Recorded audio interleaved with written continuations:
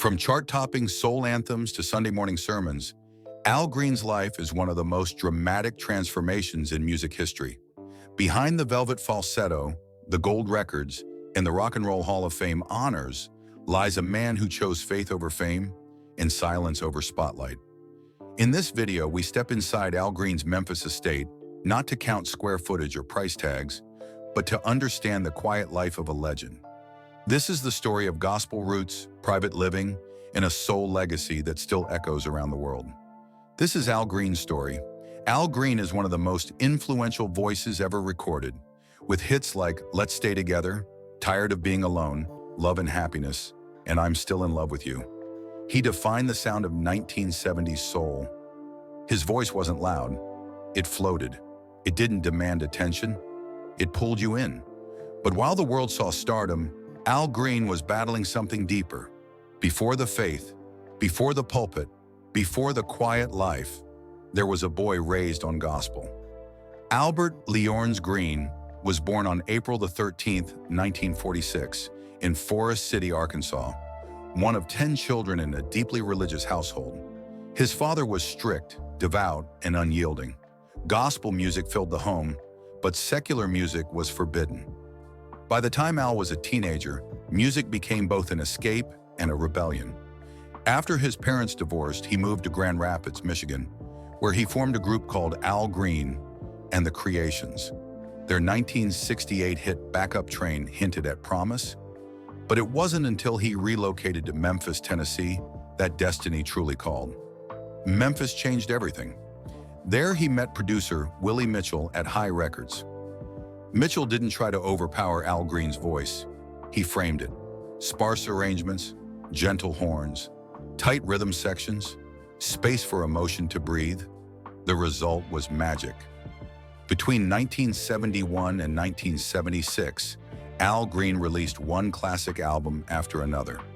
His music dominated radio, crossed racial lines, and redefined intimacy in popular music. He won multiple Grammy Awards, sold over 20 million records, and became a global icon. But fame came at a cost. Behind closed doors, Al Green struggled with depression, substance abuse, and turbulent relationships. The pressure of success collided with emotional instability. And in 1974, his life reached a breaking point. That year, his girlfriend Mary Woodson assaulted him before taking her own life in his Memphis home. Al Green survived, but he was changed forever. In the aftermath, Al Green said he heard the voice of God calling him to something higher. He walked away from mainstream stardom at the height of his fame. In 1976, Al Green was ordained as a pastor and founded the Full Gospel Tabernacle Church in Memphis. While his peers chased tours and television appearances, Green chose sermons and scripture. This decision shaped the rest of his life, including where and how he lives. Today, Al Green's Memphis estate reflects the man he became, not the superstar he once was. Located in South Memphis, not far from his church, Al Green's home is deliberately modest by celebrity standards. It is private, gated, and deeply personal, designed not for showing off, but for peace. The estate sits on a quiet stretch of land surrounded by mature trees and manicured greenery. There are no towering gates or flashy exteriors. Instead, the home blends into the neighborhood, a reflection of Green's desire to live among people, not above them. Inside, the home emphasizes warmth over excess. Natural wood tones, soft lighting, and classic furnishings dominate the space. The walls are lined with gospel imagery, framed Bible verses, and select plaques from his musical achievements. Never overwhelming, never boastful, there is a dedicated music room, but it's not a studio in the modern sense. No blinking lights or massive mixing boards, just a piano, microphones, and space for reflection.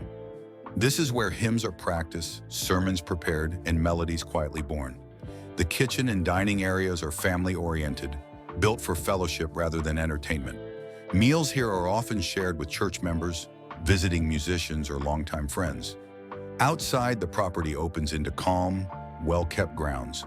Walking paths, shaded seating areas, space for prayer, space for silence. This estate isn't about escape, it's about grounding.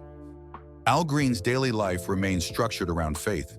He continues to preach regularly at Full Gospel Tabernacle, often delivering sermons that last hours. Parishioners describe him as intense, passionate, and deeply committed, the same qualities that once fueled his music.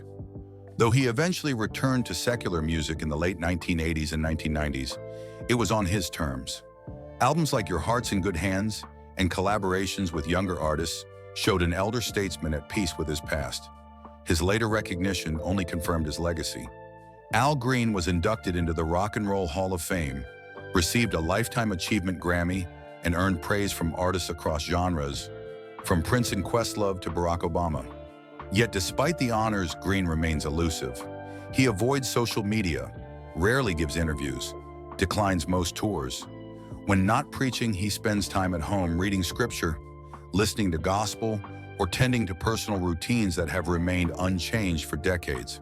Financially, Al Green is comfortable, with an estimated net worth in the tens of millions. But money has never been the focus. He famously reinvested much of his earnings into his church, community programs, and charitable work in Memphis. His estate stands as a symbol of that choice. No mega mansion, no Hollywood excess, just a home rooted in faith, memory, and purpose. In a world obsessed with constant noise, Al Green chose quiet. In an industry driven by ego, he chose humility. And in a life defined by soul, he found salvation not on stage, but at home.